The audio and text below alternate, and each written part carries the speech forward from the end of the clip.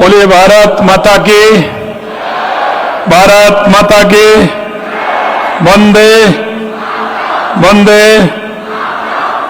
आज के इस नए आपराधिक कानूनों पर आयोजित प्रदर्शनी एवं उद्घाटन के कार्यक्रम में मंच पर विराजमान आधुनिक भारत के चाणक्य, हम सभी के मार्गदर्शक, माननीय केंद्रीय गृह एवं सहकारिता मंत्री सम्माननीय अमित शाह जी, एक बार अमित शाह जी भाई साहब का जोरदार तालियों से स्वागत और अभिनंदन करेंगे।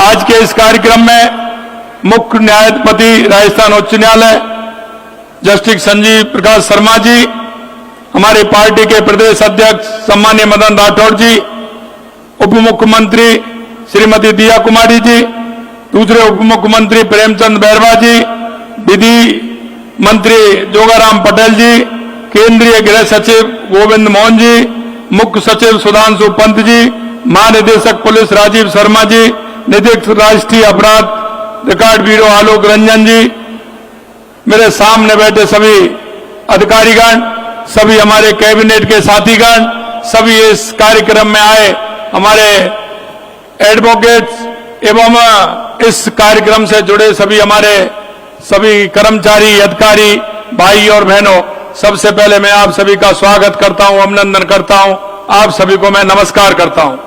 भाई और बहनों, आपने देखा आज हम नए कानून, आपराधिक कानूनों के संबंध में एक जागरूकता बढ़ाने तथा इसके बेहतर क्रियान्वयन के लिए एक नई शुरुआत कर रहे हैं।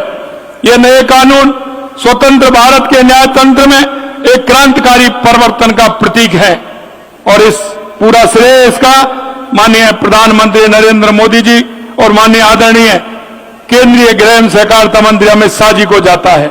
इस ऐतिहासिक परिवर्तन के पीछे आदरणीय प्रधानमंत्री नरेंद्र मोदी जी का दृढ़ संकल्प, अटूट इच्छा शक्ति है, जिन्होंने यह संकल्प लिया कि भारत को उपनिवेशिक मानसिकता की हर पेड़ी से मुक्त करना है।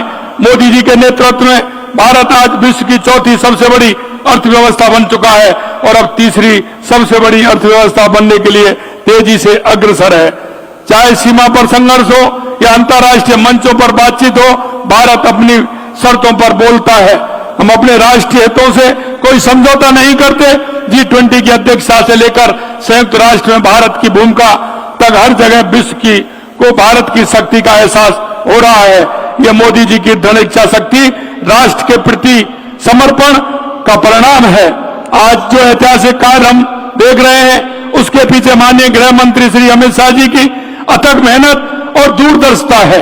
माननीय अमित शाह जी के गृह मंत्री बनने के बाद भारत ने वे कार्य संभव होते देखे हैं जो दशकों से असंभव माने जाते थे। माननीय गृह मंत्री जी ने कश्मीर में धारा 370 समाप्त कर दी, जो 7 दशक पहले जो लंबित इस मुद्दे को हल किया है। नक्सलवाद को जड़ से समाप्त करने की दिशा में ऐतिहासिक कदम उठाए गए हैं। सहकारिता मंत्री के रूप में आपने स्वतंत्र मंत्रालय स्थापित कर देश के किसानों को, मजदूरों को, सशक्तिकरण को नई दिशा देने का काम किया है। भारतीय न्याय संहिता, भारतीय नागरिक सुरक्षा संहिता और भारतीय साक्ष्य अधिनियम, ये तीनों नए कानून स्वतंत्र भारत के इतिहास में एक क्रांतिकारी कदम है। ये नए कानून आम आदमी के जीवन को आसान बनाएंगे तथा प्रौद्योगिकी के बेहतर उपयोग से न्याय प्रक्रिया सरल, त्वरित और पारदर्शी बनेगी। पीड़ितों के अधिकारों को इन कानूनों में प्राथमिकता दी गई है, जिससे पीड़ितों को त्वरित न्याय और सम्मान मिल सकेगा। महिला और बच्चों की सुरक्षा के लिए भी इन कानूनों में विशेष प्रावधान किए गए हैं। ये बात भी अत्यंत महत्वपूर्ण है कि ये कानून भारतीय मूल्यों, भारतीय संस्कृति और भारतीय समाज की वास्तविकताओं को ध्यान में रखकर बनाए गए हैं। हमारी सरकार नए कानूनों का प्रावधान को रूप में लागू करने के लिए पूर्णतः प्रतिबद्ध है। हमने पुलिस विभाग, न्याय अधिकारियों और प्रशासनिक तंत्र को नए कानून का व्यापक प्रशिक्षण देने की व्यवस्था की है। राज्य के सभी जिलों में जागरूकता अभियान चलाए जा रहे हैं। Anti gangster task force, anti narcotics task force का गठन किया गया है। पिछले 2 वर्षों में हमने राजस्थान की पुलिस व्यवस्था को आधुनिक और सशक्त बनाने के लिए कई क्रांतिकारी कदम उठाए हैं। 22 नए पुलिस थाने बनाए गए हैं। 35 नई पुलिस चौकियां खोलने की स्वीकृति दी जा चुकी है। 65 एंटी और रोमियो स्क्वाड, 3 महिला बटालियन, पद्मिनी कालीबाई, अमृता देवी और महिलाओं और बच्चियों की सुरक्षा के लिए राज्य में 500 काल का पेट्रोलिंग यूनिट बनाई गई है। ये सभी थानों के अपराधियों का आपराधिक रिकॉर्ड कंप्यूटर कर दिया गया है। गिरफ्तार व्यक्तियों, गुमशुदा लोगों की सूची राजस्थान पुलिस वेब पोर्टल पर उपलब्ध कराई जा रही है। क्षेत्रीय विधि विज्ञान प्रयोगशाला FSL को मजबूत किया गया है। प्रदेश में कानून का राज स्थापित करना, अपराधियों पर कड़ा प्रहार करना हमारी सर्वोच्च प्राथमिकता शामिल है। माननीय, मैं आपसे निवेदन करना चाहता हूं, विभिन्न योजनाओं का शिलान्यास एवं लोकार्पण का शुभारंभ आज माननीय हमारे यशस्वी गृह मंत्री और सहकारिता मंत्री जी के माध्यम से होने वाला है। हमने राजस्थान ग्लोबल इन्वेस्टमेंट में प्राप्त निवेशों में 4 लाख करोड़ रुपए के निवेश प्रस्ताव को ग्राउंड ब्रेकिंग हो रही है। इससे पूर्व 3 लाख करोड़ रुपए की ग्राउंड ब्रेकिंग हमारे मार्च महीने में हो गई थी। इसलिए मैं आपसे कहना चाहता हूं कि जिस तरह से राज्य के अंदर निवेश में राज्य के युवाओं को रोजगार के नए अवसर मिल रहे हैं, हमारी सरकार अभी तक 52,000 युवाओं को विभिन्न सरकारी पदों पर नियुक्ति दे चुकी। 1,54,000 की प्रक्रिया प्रकाधीन है। 9,300 करोड़ रुपए से अधिक विभिन्न विकास कार्यों का शिलान्यास और लोकार्पण आज किया जा रहा है। ये राज्य की बुनियादी ढांचे को मजबूत करेंगे। ये भी हर्ष का विषय है कि 47,000 विद्यार्थियों को यूनिफॉर्म के लिए 260 करोड़ रुपए की राशि का हस्तांतरण किया जा रहा है। साथ ही दुग्ध उत्पादकों की दूध सब्सिडी के 364 करोड़ रुपए की राशि का हस्तांतरण किया जा रहा है। 150 यूनिट मुफ्त बिजली योजना के तहत रजिस्ट्रेशन भी आज शुभारंभ हो रहे हैं, जिससे गरीबों को राहत मिलेगी। मैं आपसे इतना ही कहना चाहता हूं, हमारे राजस्थान की सरकार लगातार इस क्षेत्र में काम कर रही है। चाहे पानी हो, बिजली हो, रोजगार हो, लगातार किसानों के हित के लिए, गरीब के हित के लिए, युवाओं के हित के लिए, मजदूर के हित के लिए काम कर रही है। माननीय प्रधानमंत्री जी के नेतृत्व में गृह मंत्री जी श्री अमित शाह जी के कुशल मार्गदर्शन में आपके सहयोग से हम विकसित राजस्थान के लक्ष्य को प्राप्त करेंगे। मैं माननीय गृह मंत्री जी अमित शाह जी का आभार व्यक्त करता हूं कि वे राजस्थान में पधारे और इस कार्यक्रम को अपनी गरिमा में उपस्थित सुशोभित किया। आइए हम सब मिलकर संकल्प लें, हम एक सशक्त, समृद्ध और न्यायपूर्ण विकसित राजस्थान, विकसित भारत का निर्माण करें। आप सभी को बहुत बहुत धन्यवाद। जय हिंद, जय भारत, जय राजस्थान।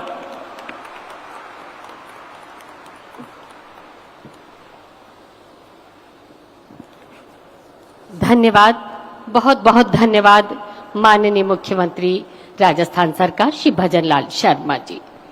और हम आपको बता दें, rising Rajasthan global investment summit 2024 के प्रथम चरण में 11,000 MOU हस्ताक्षरित हुए, जिनकी प्रस्तावित निवेश राशि 35 लाख करोड़ रुपए से अधिक की है।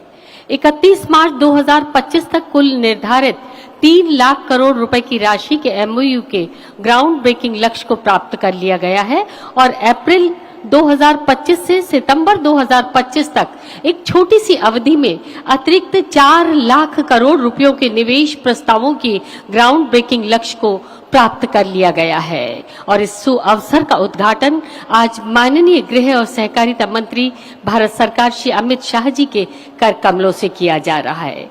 माननीय से अनुरोध, प्रतीकात्मक रूप से ये आधारशिला अपने कर कमलों से आज यहाँ रखें और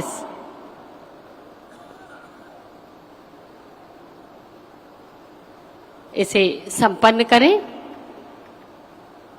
और प्रतीकात्मक रूप से हम देख रहे हैं, ये एक ईंट यहाँ आधारशिला के रूप में आप सबकी करतल ध्वनि के साथ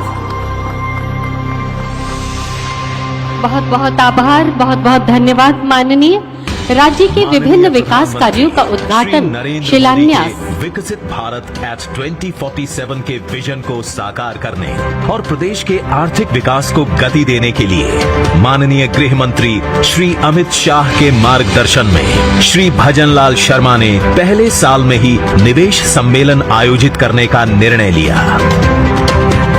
9 से 11 दिसंबर 2024 को आयोजित rising Rajasthan global investment summit का उद्घाटन स्वयं माननीय प्रधानमंत्री ने किया।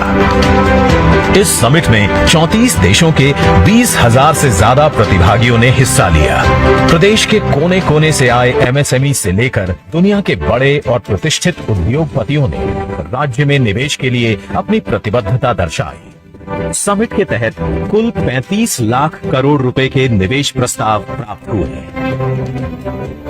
इन निवेश प्रस्तावों को धरातल पर उतारने के लिए मजबूत प्रशासनिक तंत्र विकसित किया गया है और एमओयूज का समयबद्ध अनुमोदन करते हुए पहले 3.5 महीने में ही 3 लाख करोड़ रुपए के प्रोजेक्ट्स पर कार्य प्रारंभ किया जा चुका है। इसी क्रम में माननीय गृह एवं सहकारिता मंत्री श्री अमित शाह के कर कमलों द्वारा आज 4 लाख करोड़ रुपए के प्रोजेक्ट्स की ग्राउंड ब्रेकिंग की गई है।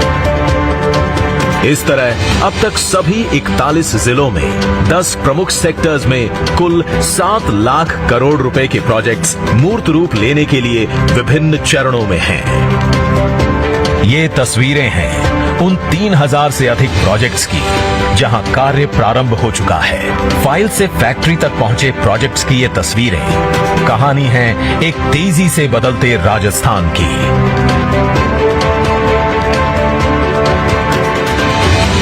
राजस्थान की ये औद्योगिक क्रांति देश और प्रदेश के आर्थिक विकास के साथ आने वाली पीढ़ी के सुनहरे भविष्य की बुनियाद रख रही है।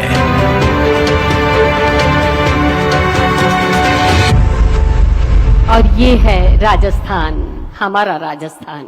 और राजस्थान राज्य के विभिन्न विकास कार्यों का उद्घाटन, शिलान्यास और लोकार्पण और शुभारंभ माननीय के कर कमलों से हमारा सौभाग्य। आग्रह आदरणीय गृह और सहकारिता मंत्री भारत सरकार श्री अमित शाह जी से रिमोट का बटन दबाकर अपने कर कमलों से इसे संपन्न करें। 9,300 करोड़ रुपयों के 1100 विकास कार्यों का शिलान्यास।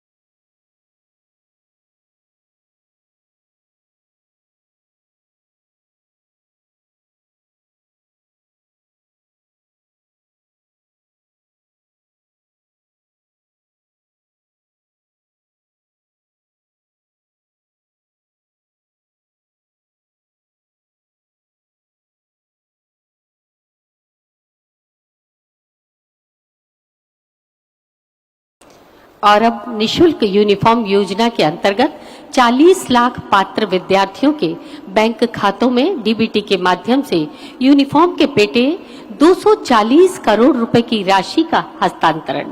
माननीय से पुनः अनुरोध रिमोट का बटन दबाकर। और ये सीधे राशि का हस्तांतरण उनके खातों में।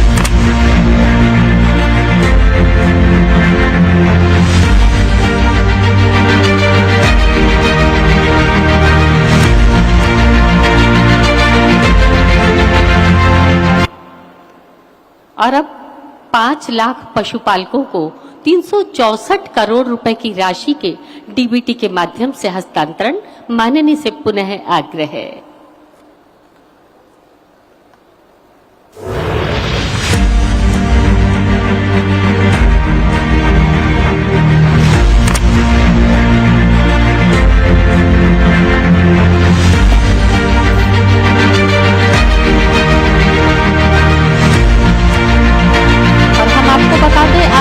द्वारा पशुपालकों ने गत वर्षों में 15% दूध खरीद की वृद्धि में करते हुए 950 रुपए फैट दे रहा है, जिससे पशुपालकों के जीवन में आर्थिक वृद्धि हो रही है। और अब 150 यूनिट मुफ्त बिजली योजना के तहत रजिस्ट्रेशन का शुभारंभ। माननीय से पुनः अनुरोध रिमोट का बटन दबाकर इसका शुभारंभ करें।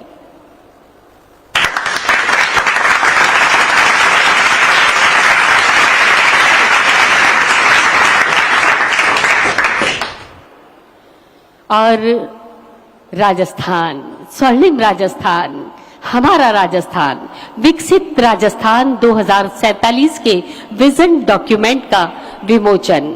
माननीय के कर कमलों से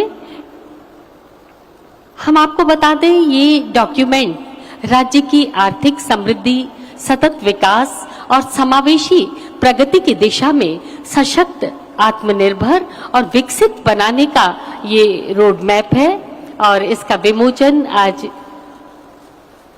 माननीय गृह और सहकारिता मंत्री भारत सरकार श्री अमित शाह जी और सम्मानित मंच के कर कमलों से ये है विकसित राजस्थान 2047 के विजन डॉक्यूमेंट का विमोचन। बहुत बहुत आभार, बहुत बहुत धन्यवाद माननीय मंत्री गृह और सहकारिता भारत सरकार। और मौलिक चिंतन और उसका धरा पर माननीय क्रियान्वयन करने की प्रधानमंत्री क्षमता श्री नरेंद्र मोदी जी ने भारत को वर्ष 2047 तक एक विकसित राष्ट्र बनाने की परिकल्पना की। इसे साकार करने की सोच के साथ डबल इंजन की सरकार ने माननीय मुख्यमंत्री श्री भजनलाल शर्मा के मार्गदर्शन में विकसित राजस्थान एट 2047 का विजन डॉक्यूमेंट, विकसित भारत एट 2047 की राष्ट्रीय आकांक्षाओं के अनुरूप तैयार किया है। इस विजन डॉक्यूमेंट में राजस्थान को एक अग्रणी कृषि समृद्ध प्रदेश, औद्योगिक निवेश हब और हरित ऊर्जा, पर्यटन व डिजिटल सुशासन के क्षेत्र में एक वैश्विक केंद्र बनाने की परिकल्पना की गई है। संबंधित सेक्टर और विभागों ने विभिन्न स्तरों पर स्टेक होल्डर्स, विषय विशेषज्ञों, विभागीय अधिकारियों से गहन चर्चा एवं आम जन से भी सुझाव प्राप्त कर अपने अपने विजन डॉक्यूमेंट तैयार किए। माननीय मुख्यमंत्री महोदय और मुख्य सचिव के स्तर पर विस्तृत विचार विमर्श के बाद इस विजन डॉक्यूमेंट को अंतिम रूप दिया गया, जिसका राज्य कैबिनेट द्वारा 23 अगस्त 2025 को अनुमोदन किया गया है। नीति आयोग के दिशा निर्देशों के अनुरूप विजन डॉक्यूमेंट तैयार कर इस डॉक्यूमेंट को 4 थीम और 13 सेक्टर्स में बांटा गया है और वर्ष 2030, 2035, 2040 और 2047 के ठोस लक्ष्य निर्धारित किए गए हैं। राजस्थान को वर्ष 2047 तक 4.3 ट्रिलियन डॉलर की अर्थव्यवस्था बनाने का लक्ष्य रखा गया है। विजन डॉक्यूमेंट के अनुरूप विभाग कार्य योजना तैयार करेंगे तथा वार्षिक वित्तीय आवश्यकताओं का आकलन कर इस कार्य योजना को क्रियान्वित किया जाएगा। विजन के लक्ष्यों को साकार करने के लिए एक मॉनिटरिंग एवं मूल्यांकन फ्रेमवर्क बनाया जा रहा है। विकसित भारत एट 2047 की पहल के 4 स्तंभ गरीब, युवा, अन्नदाता व नारी शक्ति का समावेशी विकास करते हुए ये डॉक्यूमेंट विकसित भारत के संकल्प को साकार करने में अपनी अहम भूमिका निभाएगा। विकसित राजस्थान 2047 के विजन डॉक्यूमेंट का डिजिटल विमोचन अभी किया गया और उसकी एक छोटी सी वीडियो फिल्म हमने देखी। और मौलिक चिंतन और उसका धरा पर क्रियान्वयन करने की क्षमता, योग्यता निश्चित ही एक दुर्लभ संयोग है और जिन महापुरुषों के व्यक्तित्व में ये संयोग घटित होता है वे राष्ट्र के पथ प्रदर्शक, राष्ट्र निर्माता के रूप में जाने जाते हैं। और हम अपने आप को सौभाग्य से भरा पाते हैं कि मौजूदा समय में ऐसे महान व्यक्तित्व हमारे बीच मौजूद हैं। अत्यंत आदर के साथ अनुरोध, आमंत्रण भारत सरकार के माननीय गृह और सहकारिता मंत्री श्री अमित शाह जी अपना उद्बोधन, अपना उत्प्रेरण, अपना संबोधन हमें प्रदान करें। माननीय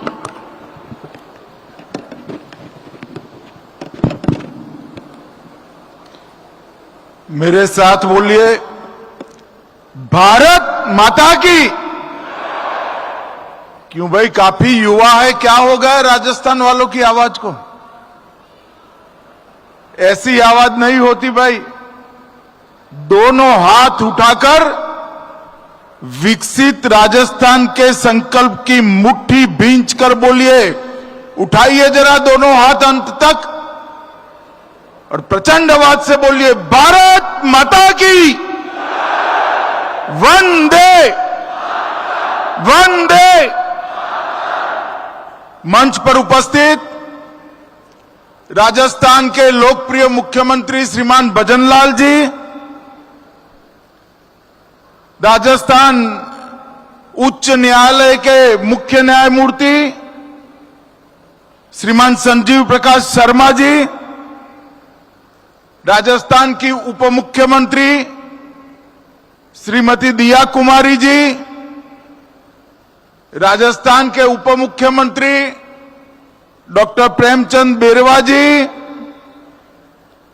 संसद सदस्य और भाजपा के प्रदेश अध्यक्ष श्रीमान मदन राठौर जी, विधि मंत्री राजस्थान जोगाराम पटेल जी, केंद्रीय गृह सचिव श्रीमान गोविंद मोहन जी, मुख्य सचिव राजस्थान श्री सुधांशु पंत जी, पुलिस महानिदेशक राजस्थान श्री राजीव कुमार शर्मा जी, श्री आलोक रंजन जी, यहां पर उपस्थित राजस्थान कैबिनेट के सभी सम्मानित सदस्यगण, विधायकगण, सांसदगण और न्यायपालिका से और न्यायिक प्रक्रिया से जुड़े हुए और जुड़ने वाले सभी लोगों का मैं मन पूर्वक अभिवादन करता हूं, प्रणाम करता हूं। भाइयों बहनों, आज का कार्यक्रम एक प्रकार से विकास और न्याय दोनों का समन्वय करने वाला कार्यक्रम है। एक और तो तीनों आपराधिक नए कानून जिसके माध्यम से देश की आपराधिक न्याय प्रणाली में हम आमूल चूर परिवर्तन करना चाहते हैं। देश भर की जनता को संविधान से मिले हुए सारे अधिकार समय पर और सुलभ तरीके से मिले ऐसी व्यवस्था करना चाहते हैं। इसका परिचय कराने वाली एक अत्याधुनिक प्रदर्शनी यहां पर शुरू हो रही है और दूसरी ओर राजस्थान के विकास को तेज गति देने के लिए राइजिंग राजस्थान में जो 35 लाख करोड़ के एमओयू हुए उसमें से 3 लाख करोड़ के एमओयू जमीन पर उतर चुके थे और 4 लाख करोड़ के आज भूमि पूजन का कार्यक्रम इसी मंच से समाप्त हुआ है और इसके साथ हजारों करोड़ रुपए के विकास के कार्यक्रम यहां शुरू हुए हैं। मित्रों, आज का दिन बहुत महत्वपूर्ण दिन है। भजनलाल जी ने यहां एक प्रदर्शनी लगवाई है। मेरा उनसे आग्रह है कि प्रदर्शनी का कार्यकाल थोड़ा बढ़ा दीजिए, समय बढ़ा दीजिए, दीपावली के अगले दिन तक इसको कर दीजिए। और मेरा इस सार्वजनिक कार्यक्रम से आपराधिक न्याय प्रणाली से जुड़े हुए सभी लोगों को, चाहे वो पुलिसकर्मी हो, चाहे अधिवक्ता हो, चाहे अधिवक्ता बनने वाले विद्यार्थी हो, ये सभी को मेरा विनम्र अनुरोध है कि आप इस प्रदर्शनी को जरूर देखिए, क्योंकि आने वाले दिनों में हमारी आपराधिक न्याय प्रणाली में जो एक बहुत बड़ा परिवर्तन आने वाला है, ये प्रदर्शनी उसको सटीक तरीके से दिखा रही है। इसी के माध्यम से आप जान पाएंगे कि 160 साल पुराने कानूनों को समाप्त कर नरेंद्र मोदी जी जो नए 3 कानून लाए हैं, इससे किसी भी एफआईआर देश भर में 2027 के बाद होगी। पूरी व्यवस्था लागू होते होते 2 साल और लगेंगे, परंतु 2027 के बाद जो भी एफआईआर होगी इसको 3 साल के अंदर ही सुप्रीम कोर्ट तक न्याय देने की व्यवस्था इस कानून से हो जाएगी। पूरे देश में कोई किसी के भी साथ अन्याय होता है तो वो कोर्ट में जाना पसंद नहीं करता है। हमारी न्यायिक व्यवस्था की छवि न्याय समय पर न मिले ऐसी बनी है, और मैं विश्वास के साथ राजस्थान की जनता को बताने आया हूं कि 3 आपराधिक न्याय प्रणाली के कानून आपको समय पर सुलभ तरीके से, सरलता से न्याय देने का काम करेंगे। मोदी जी ने ईज ऑफ लिविंग के लिए ढेर सारे परिवर्तन किए हैं, परंतु इसके साथ ही ये कानूनों के अमल के साथ ही ईज ऑफ जस्टिस के लिए भी बहुत बड़ा परिवर्तन होगा। और मित्रों, मैं कहना चाहता हूं कि कानूनों के माध्यम से हमारी आपराधिक न्याय प्रणाली, क्रिमिनल जस्टिस सिस्टम दंड की जगह न्याय से प्रेरित होकर काम करेगी। पूरे देश में इसका सटीक क्रियान्वयन हो चुका है और इसका गृह मंत्रालय भारत सरकार के माध्यम से सभी राज्यों को सहायता और फॉलोअप करने के लिए भी मार्गदर्शन मिल रहा है। यहां डीजीपी साहब बैठे हैं राजस्थान के। राजस्थान वालों को मालूम नहीं है कि ये यहां आने से पहले इसी कानून के इम्प्लीमेंटेशन के साथ जुड़े थे। श्री राजीव शर्मा का बहुत बड़ा योगदान है इस कानूनों को पूरे देश में लागू करने के लिए। और मित्रों, ये कानून जब संसद में पास हुए, एक बहुत वरिष्ठ अधिवक्ता का मुझे फोन आया था। कितने सालों से मैं न्याय दिलाने का काम करता हूं, मगर अंग्रेजों द्वारा बनाए हुए, अंग्रेजों के पार्लियामेंट में पारित हुए और अंग्रेजी शासन बचाने के लिए बने हुए कानून की जगह भारतीयों ने बनाए हुए, भारतीय संसद में पारित हुए और भारतीयों को न्याय दिलाने वाले कानून की ये शुरुआत एक ऐतिहासिक बात है। और मित्रों, इससे एक लंबी हमने चर्चा की प्रक्रिया की। 3200 से अधिक सुझाव कई जगह से आए। 42 सांसद, अनगिनत आईपीएस अफसर, हाई कोर्ट, सुप्रीम कोर्ट के अधिवक्ता, जज साहब, कई लोगों के सुझाव per day to day consider कर मीटिंगें कर लगभग 3 साल की लंबी प्रक्रिया के बाद ये कानून बने हैं। ये कानून में महिला और बच्चों के खिलाफ अपराधों के लिए अलग चैप्टर दिया है। एफआईआर और 0 एफआईआर का प्रावधान किया है।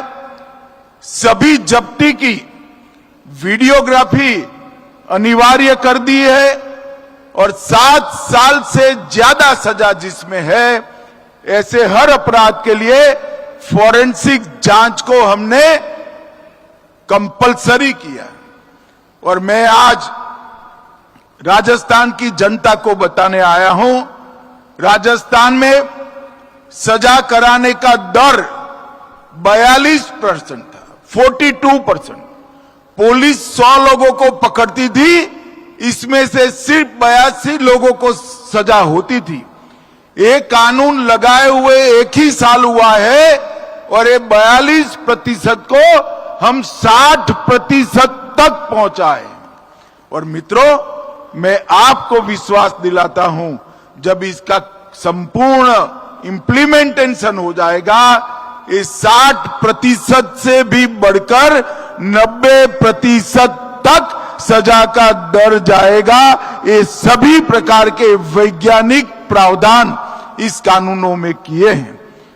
इस कानून के सुचारू इंप्लीमेंटेशन के लिए हमने दूरदर्शिता के साथ 2020 में ही नेशनल फॉरेंसिक साइंस यूनिवर्सिटी बना दी थी और इसकी देश भर में धीरे धीरे एफिलेटेड कॉलेजेस खोलकर एक नया कार्यबल, वैज्ञानिक जांच करने वाले युवाओं का कार्यबल हम बना रहे हैं।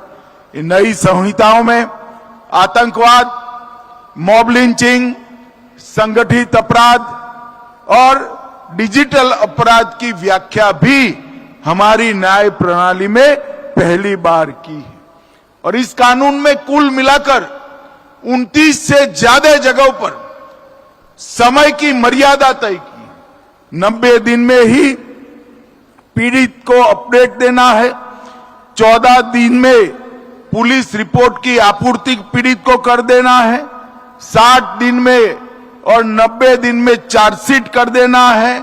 अगर कोई देश छोड़कर जाता है या कानून की शरण में नहीं आता है तो ट्रायल इन एब्सेंशिया, इनकी अनुपस्थिति में ट्रायल कर सजा कराने का प्रावधान भी हमने किया है। इसके साथ साथ डायरेक्टर प्रोसिक्यूशन, इसकी भी स्थापना की है। मित्रों, ये जो बदलाव है एक प्रकार से ऐतिहासिक बदलाव है। मैं विश्वास के साथ कह रहा हूं, ये जो रिफॉर्म आया है वो 21वीं शताब्दी का सबसे बड़ा रिफॉर्म हमारे 3 क्रिमिनल जस्टिस कानूनों को आगे लागू करना है और इसके कंप्लीट इंप्लीमेंटेशन के बाद हमारी आपराधिक न्याय प्रणाली, क्रिमिनल जस्टिस सिस्टम पूरी दुनिया में सबसे आधुनिक आपराधिक न्याय प्रणाली बन जाएगी, इसका मुझे पूरा विश्वास। मित्रों, कई सारे मामलों में 25-25, 30-30 साल तक हम सजा नहीं करवा पाते, लोगों को न्याय नहीं देते थे और इससे अब मुक्ति मिल जाएगी। जब हमने तय किया 60 दिन में चार्जशीट कर देना, चालान लागू करना और 90 दिन गंभीर अपराधों के लिए, तब सबके मन में संशय था ऐसा हो पाएगा। सिर्फ 1 साल हुआ है, देश में लगभग 50% से ज्यादा चार्जशीट समय पर होने लगे हैं और मुझे पूरा विश्वास है 1 और साल में ये 90% तक पहुंच जाएंगे। इसके तहत लाखों पुलिस अधिकारी, हजारों न्यायिक अधिकारी और एफएसएल के कर्मचारी, जेल के कर्मचारी, सभी का ट्रेनिंग का काम भी हमने पूरा कर दिया है। आई गॉट पोर्टल के माध्यम से भी ट्रेनिंग और प्रशिक्षण हो रहा है और अब कहीं पर भी पर्सनली कोर्ट के सामने जाने की गुंजाइश बहुत कम छोड़ी है। जेल से भी अपराधी वीडियोग्राफी से अपनी पेशी लगाएंगे। अलग जगह पे कोई पुलिस अधिकारी है तो वो भी वीसी से पेश हो सकते हैं। बैंक के कर्मचारी, अस्पताल के डॉक्टर और एफएसएल के वैज्ञानिक वो भी वीसी से अपीयर होंगे। इससे ढेर सारा समय का भी बचत होगा, पैसा भी बचेगा और पुलिस कस्टडी से भागने की संभावना लगभग 0 हो जाएगी। मित्रों, ये कानून को मेरा फिर से एक बार करबद्ध निवेदन है आप सभी से कि ये जो प्रदर्शनी लगी है, ये राजस्थान के आपराधिक न्याय प्रणाली से जुड़े हुए सभी अंग उपांग के अंदर कार्य कर रहे सभी लोग इसको जरूर एक बार देखें। मित्रों, आज 4 लाख करोड़ के निवेश प्रस्तावों की ग्राउंड ब्रेकिंग सेरेमनी हुई है। जब यहां पर राइजिंग राजस्थान का समिट चल रहा था, मैं भी आया था। मैंने गहलोत साहब का एक कमेंट पढ़ा था कि 35 लाख करोड़ के एमओयू तो किए, जमीन पर कितने उतरेंगे। उस वक्त तो हमने किसी ने जवाब नहीं दिया था, मगर मैं आज गहलोत साहब को कहना चाहता हूं, गहलोत साहब, ये भारतीय जनता पार्टी की सरकार है, ये कांग्रेस की सरकार नहीं है। हम जो कहते हैं वो करते हैं। और भाइयों बहनों, मुझे आनंद है कि इतने कम समय में भजनलाल सरकार ने 35 लाख करोड़ में से 7 लाख करोड़ के एमओयू को जमीन पर उतारने का काम किया है। ये बहुत बड़ी उपलब्धि है और मुझे विश्वास है देश भर में जो इन्वेस्टमेंट समिट होती है उसमें एमओयू को जमीन पर उतारने का जो एवरेज दर है उससे हमारी भजनलाल सरकार, भाजपा सरकार कई गुना आगे आएगी, इसका मुझे पूरा विश्वास है। मित्रों, इसके माध्यम से अनेक प्रकार के प्रोजेक्ट्स, आज अलग अलग प्रकार के प्रोजेक्ट जो जमीन पर उतरे हैं, राजस्थान के युवाओं के लिए कई सारे मौके सृजित करने वाली इंडस्ट्रीज आज यहां पर जमीनी कामकाज शुरू करी है। मैं भजनलाल जी, उनके उद्योग मंत्री और दोनों उप मुख्यमंत्री को, मुख्य सचिव को, सभी को बहुत बहुत साधुवाद और अभिनंदन देना चाहता हूं।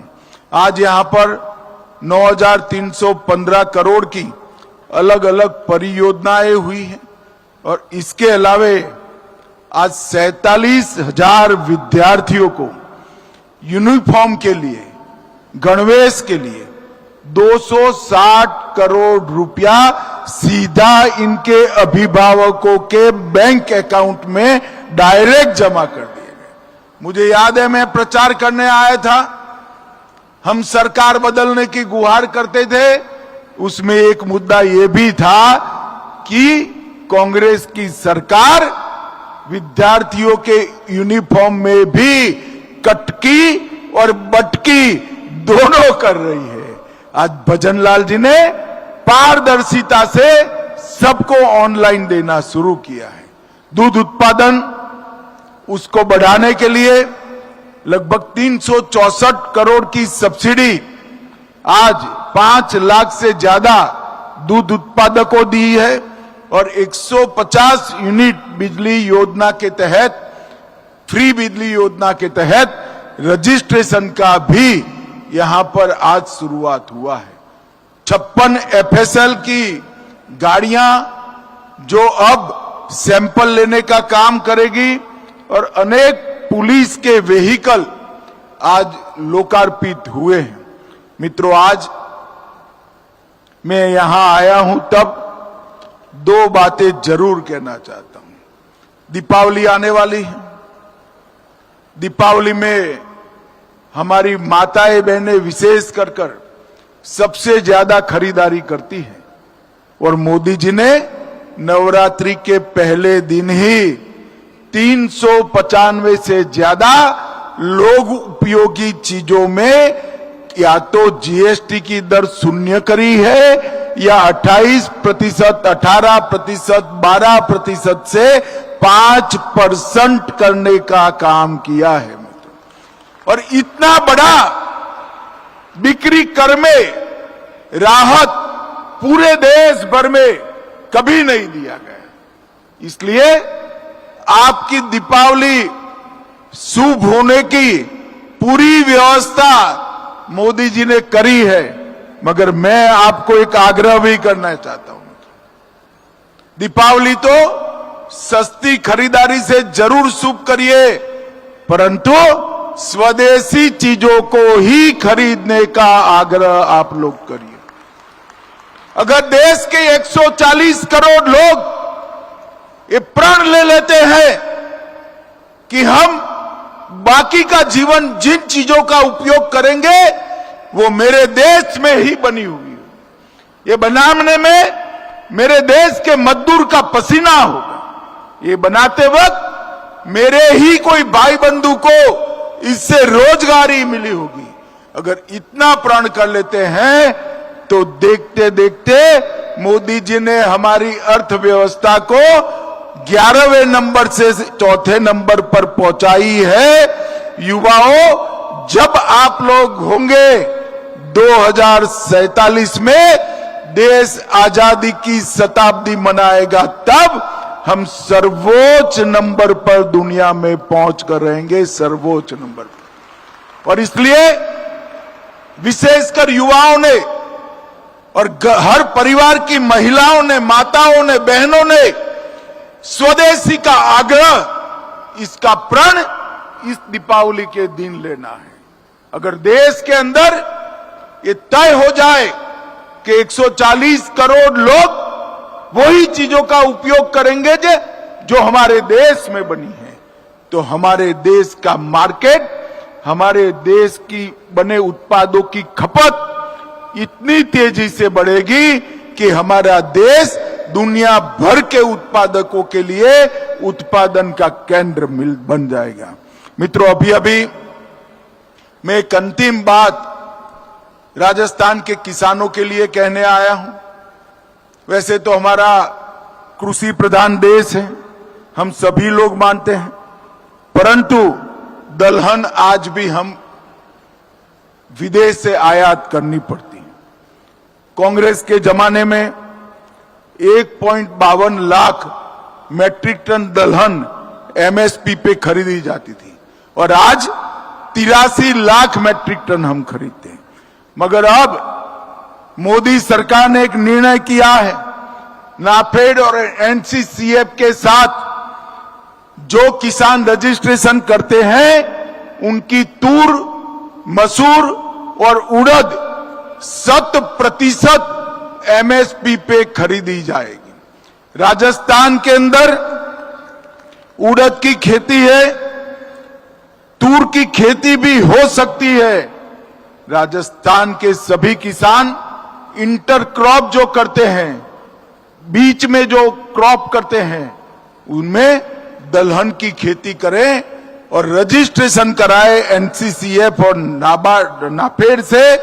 आपका 100% दलहन भारत सरकार एमएसपी पर खरीद लेगी। मित्रों, देश को दलहन के क्षेत्र में, तिलहन के क्षेत्र में आत्मनिर्भर करने की जिम्मेदारी हमारे अन्नदाताओं की है। मैं राजस्थान के सभी किसान भाइयों को निवेदन करने आया हूं कि दलहन का उत्पादन बढ़ाइए, नाफेड और एनसीसीएफ के साथ आपका रजिस्ट्रेशन करिए और एमएसपी पर आपका सारा दलहन का क्रॉप भारत सरकार खरीद लेगी। भाइयों बहनों, आज फिर से एक बार राजस्थान सरकार के गृह मंत्रालय को मैं हृदयपूर्वक शुभकामनाएं देता हूं। इन्होंने एक बहुत सुंदर प्रदर्शनी यहां पर लगाई है, आप सभी जरूर उसको देखिएगा और आपराधिक न्याय प्रणाली में आपके लिए जो अधिकारों को सुनिश्चित किया है उसकी जानकारी प्राप्त करिएगा और आपराधिक न्याय प्रणाली को सफल करने के लिए नागरिक के नाते आप भी सम्मिलित होइएगा। फिर से एक बार भजनलाल और उनकी पूरी टीम को 7 लाख करोड़ के एमओयू को जमीन पर उतारने के लिए बहुत बहुत बधाई और आगे के लिए शुभकामनाएं। मेरी बात मैं यहीं समाप्त करता हूं। मेरे साथ जरा जोर से बोलिएगा, भारत माता की। अरे जोर से बोलो भाई, ऐसा नहीं चलता। प्रचंड वार से बोलो, भारत माता की। वंदे वंदे। सभी को राम राम।